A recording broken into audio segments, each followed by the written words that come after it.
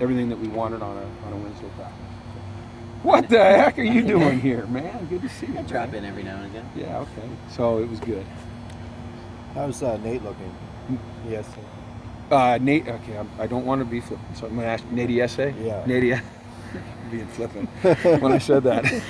Nate Essay, I think he's doing well. He was on the side today on the bike, and it looked like his flexion was good, and he's practically living in the training room, trying to get himself ready. And I think he'll probably be a game time decision. I know he's just doing everything he can to get out here, everything he can, and we appreciate that. So hopefully he's ready to go. We'd love to have him. USC's run game is really kind of ramped up. How big is that of a concern?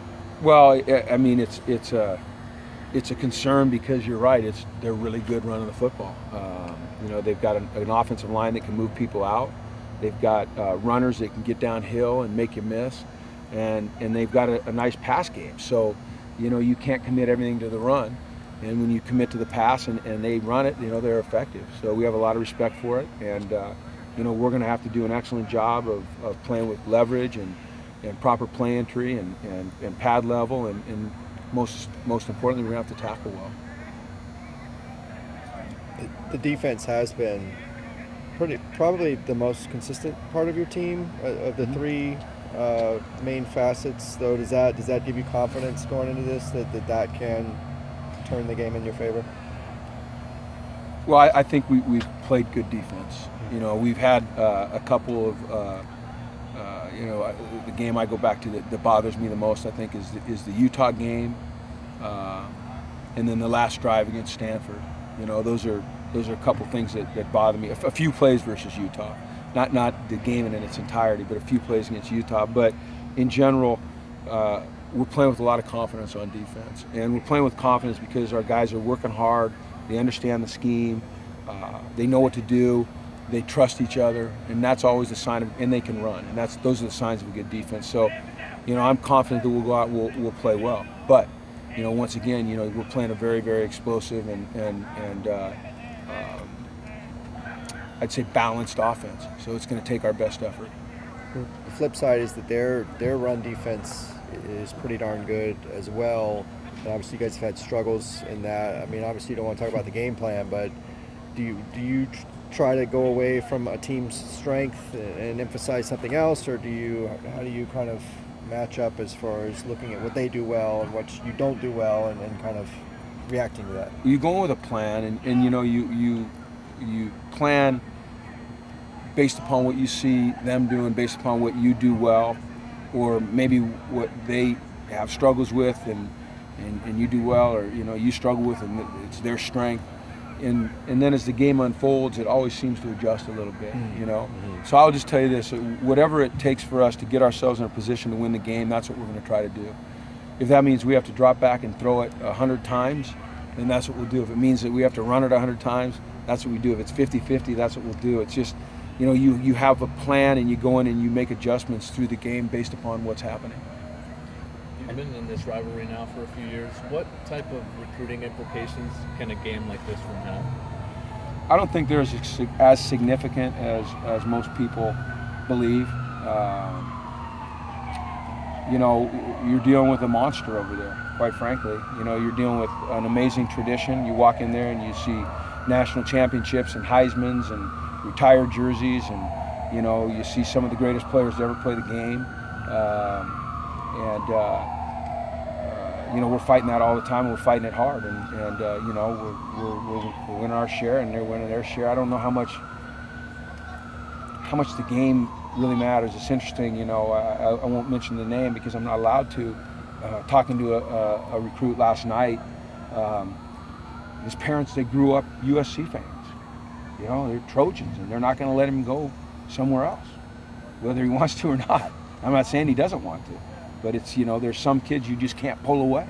And then there's some kids that grew up and they love UCLA, and they're going to come here. So I don't think that the game matters as much, the score of the game matters as much as just maybe their, the colors that they flew at their house when they were young, whether they were the USC colors or the UCLA Bruin colors. I know you've been pretty selective about game balls that you've given out over the years. I know you gave Mike one this past week. When you look at what he's done for this team this year, what was the calculus for you that you thought, he deserves this, or in terms of what he's meant for you and the team? Just 5 years of a great attitude, 5 years of sucking it up, 5 years of kind of living in the shadows but never getting down or letting it affect him or those around him. 4 games where he had to go in there as the backup and we couldn't quite get it done, and it just seemed like the right thing to do to reward him. There's a lot of guys on this team that deserve a reward, but it just seemed like the right thing to do, to say, hey, look, Mike, we just really appreciate who you are and what you've meant to this program, and it's reflected in the fact that we got to win tonight and you get the game ball. Because I'm not saying his performance was the greatest of all time. It was accumulation or a culmination, I should say, of everything he's meant for the last 5 years to this program. When he had the option to leave for his grad year, did you say anything to him about the opportunity or have a conversation? Never had a single conversation with him, and not even a whisper. I don't know if he considered it or how strongly he considered it. It was just something that Mike and I never talked about. So he maybe talked to someone else about it, but I don't even know that. I'm just glad that he's with us. I'm happy he's with us. There's been historically some step-up performances in the rivalry game from quarterbacks, Patrick Cowan, John Barnes. Do you ever reference those or go back and look at history? And is that, do you ever use history when you talk to this team about things like that and how, obviously it's not going to impact the game, but maybe it's like a point of inspiration or something like that? As a coach, you're always looking for a way to inspire and motivate and focus your team. Mm-hmm. That's what you do, and it's really kind of all three. Keep them focused and on point with the right mindset, but, maybe inspire just a little bit extra. Doesn't take a lot in this game, or motivate them just a little bit extra. It doesn't take a lot in this game just because of the implications of the game.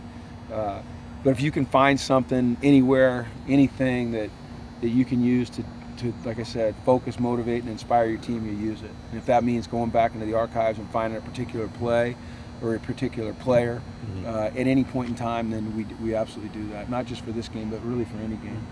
Being a former walk-on yourself, do you feel like you have a soft spot for stories or guys like that stuck around and they've worked their way to the top, in that way? Yeah, I do. I mean, I respect all these young men that come out here and that are paying their way. It's not cheap to go to school here. It's challenging academically. I respect the heck out of those guys, and then you just see some of the stories, and that's why I love to save a couple scholarships for walk-ons, and we've had success.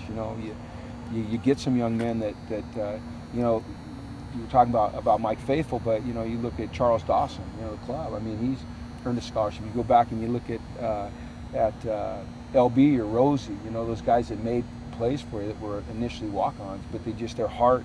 I think it inspires a lot of guys. I think Mike inspires his players. I think they respect the hell out of him.